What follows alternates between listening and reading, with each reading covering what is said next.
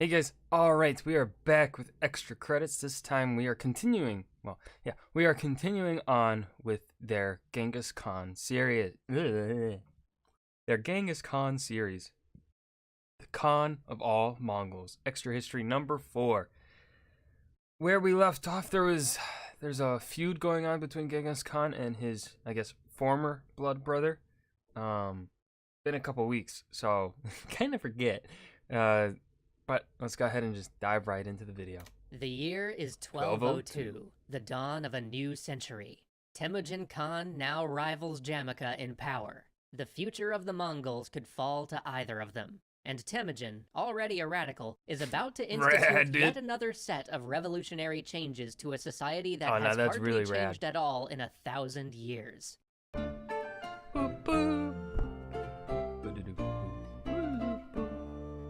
One year after the defeat of the Taichit, an aging Ong Khan sent Temujin on a new campaign to once again plunder the Tartars. Having now grown as a leader and a warrior, Temujin introduced new Patch Notes version 1202. Looting has been reduced until after raiding. This will work to improve flow. Spoils are now redistributed to all participants by raid leader. Mercy got nerfed again, and is best. new changes and tactics which would forever alter the way battle was done on the steppe. See, traditional Mongol raids had warriors rushing into camps while their victims either fled or stayed to defend their possessions. The fighting would then devolve into chaos, as the raiders raced to loot and pillage, trying to grab the best prizes for themselves, rather than chasing down enemy warriors.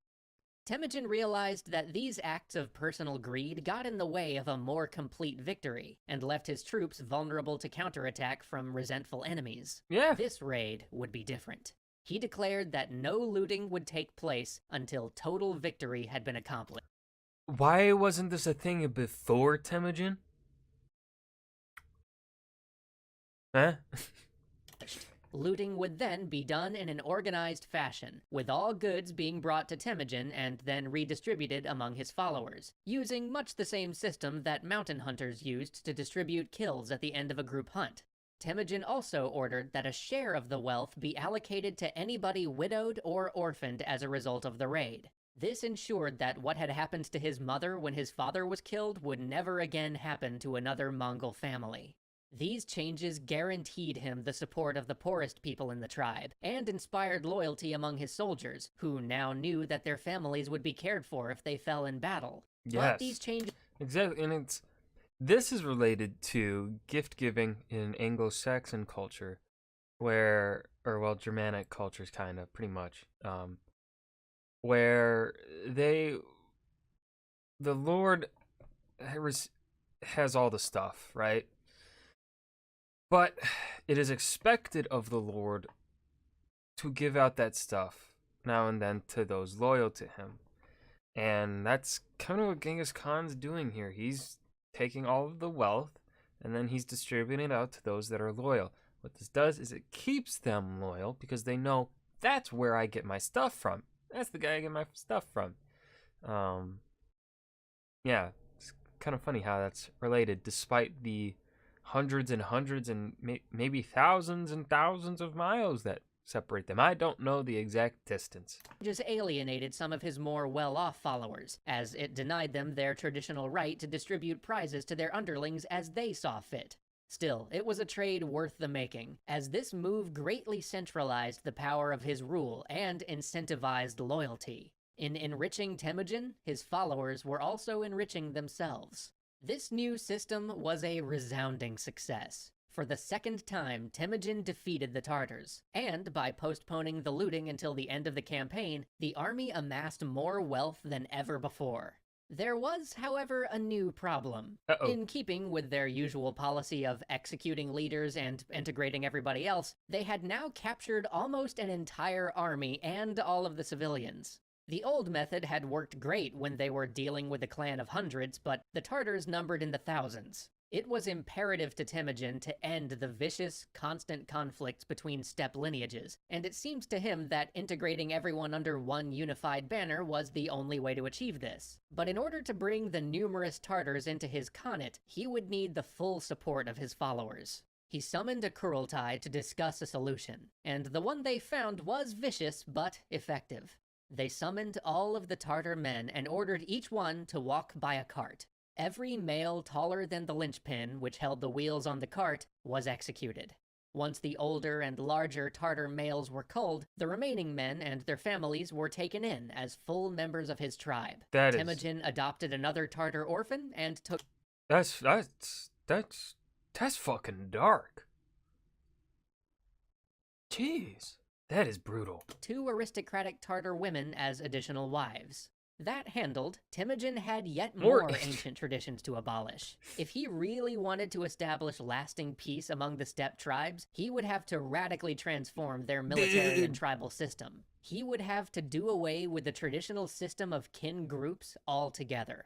He organized his warriors into squads of 10, who were then ordered to live and fight together. These groups were of mixed origin and lineage. By forcing people to serve as units rather than kin groups, Temujin managed to break their ancient lineages and ethnic identities. Each squad began with the oldest as their leader, but they could elect any man among them if they chose. 10 of these squads formed a company of 100 men, one of whom they elected to be their leader, and 10 of those companies formed a battalion of 1,000 individuals. The leader of each battalion was chosen by Temujin, further cementing his power. And under the new system, all members of the tribe, regardless of age or gender, had to perform public service for the benefit of the tribe, including caring for herds, gathering fuel, cooking, repairing weapons, or even performing music to entertain the troops. And just like that, there were no more lineages or classes. Everyone worked for the benefit of the tribe, and everyone reaped the rewards. Finally, Temujin created a closed territory designated as the homeland of the Mongols. For its location, he chose the sacred site where he had hidden from the Merkit raiders in his youth, and he closed it to all outsiders except the Mongol royal family, who would continue to bury their dead and conduct ritual gatherings there for the next 2 centuries. Wow. This land became the secret ritual center of the new Mongol identity.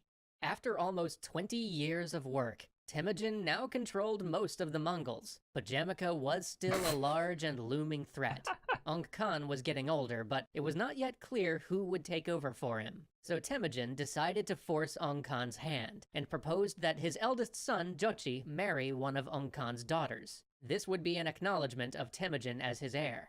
Ung Khan's eldest son, who had no following of his own, was envious of Temujin's power and relationship with his father, and strongly encouraged Ung Khan to reject the proposal, despite the fact that doing so would be a grave insult. Ung Khan was swayed, and he rejected Temujin outright. Fearing a military response, though, Ung Khan quickly devised a nefarious plot to rid himself of Temujin through trickery. He sent Temujin a message saying, "What the fuck? This is a backstab. This is fucking Red Wedding level shit going on here." That he had changed his mind, setting a wedding date and inviting Temujin to come alone to celebrate with the family. Invite to not a trap, and it's a wedding. Fuck, this is Game of Thrones. So Temujin set out with a small band to see his patron, confident that he was about to secure his position to succeed Ung Khan as future ruler of the Central Steppes. Then, just 1 day's ride from Ung Khan's court, one of Temujin's allies rode up with terrible news. Ung Khan had an army nearby, preparing to wipe him out. Temujin was trapped. Wildly outnumbered, separated from his allies with the enemy at his heels, he could not afford to fight. He did the only thing he could do. He ordered his small group to scatter in all directions and fled. Temujin was devastated. This was supposed to be his moment of triumph. When he reunited with his followers far from Ung Khan's territory, he found that only a few remained. Some of his relatives had deserted in a panic. Others had simply gotten lost on the steppe. Now, what few remained faced starvation in their remote exile, and his newly united people were now without their leader. Temujin resolved to act quickly while Ung Khan basked in the glory of his victory. He sent messengers to his tens of thousands of followers, hoping that they would follow his order to assemble. And amazingly, they did. Woo! Imagine tens of thousands of people, separated from their leader but still converging, maintaining order and discipline. This is very much like Alfred's exile in 798. Yeah, in 878. I don't know why I said 878 when Alfred was exiled. He was on the Isle of Athelney, and then he issues out an order or a request of all remaining loyal aldermen of his, all remaining loyal West Saxons, to meet him at Ecgbert's Stone so that they can march on Guthrum. Very similar, except I don't think I wouldn't say no, proportionally maybe the challenge was the same. Huh. This is interesting how similar these two characters kind of are. The Interesting. effect of Temujin's new discipline, his new societal structure. This army thundered toward the unsuspecting Ong Khan, who feasted and celebrated in his palatial golden yurt. Loyal followers had gone so far as to leave fresh horses for Temujin's army along the way, so they could continue night and day without resting.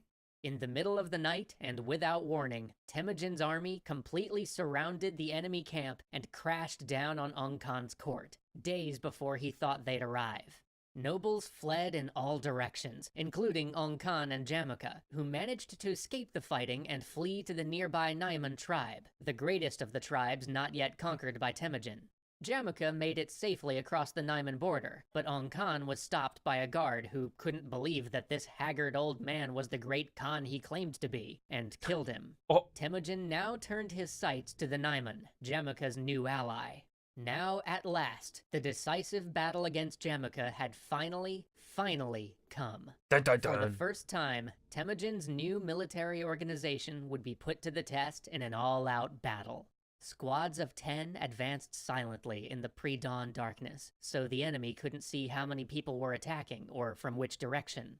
The squads would then attack and then immediately flee in different directions, making retaliation impossible.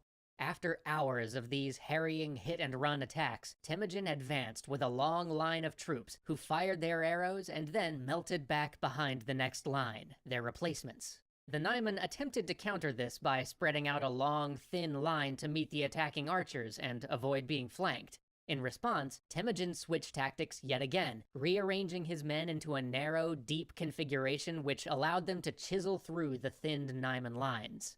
Victory was swift and complete. Jamukha fled again and, in a poetic twist of fate, ended up hiding in the woods just as Temujin once had as a boy, himself now a disgraced, outcast bandit at the age of 40. In time, his followers found and delivered him to Temujin.